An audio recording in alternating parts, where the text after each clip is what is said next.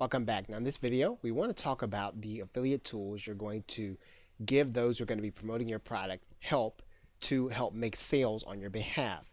Now you're going to have the opportunity, as you can see here, to create different emails for your affiliates to be able to use.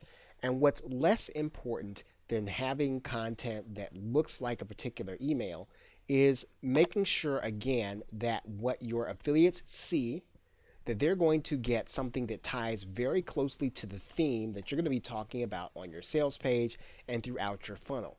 If you do a good job of tying to the basic problem that's being solved in all of your swipe emails that you give to your affiliates, you're likely going to see more sales to occur in the funnel. What you want your affiliates to be able to do is to tie to the theme. You want them to be talking about the thing that you're going to be talking about. And if you've been consistent from the front end all the way through all of your upsells to solving a specific problem, tying to the theme is going to give your affiliates more opportunities to make more sales on your behalf. Now, it's important again to say a word here about branding and the branding that your affiliates are going to be able to use. Obviously, you don't want affiliates who are going to be misrepresenting what you are actually going to be selling. But at the same time, what you want them to do is you want to encourage them to use the branding that you're going to be using in your actual sales page.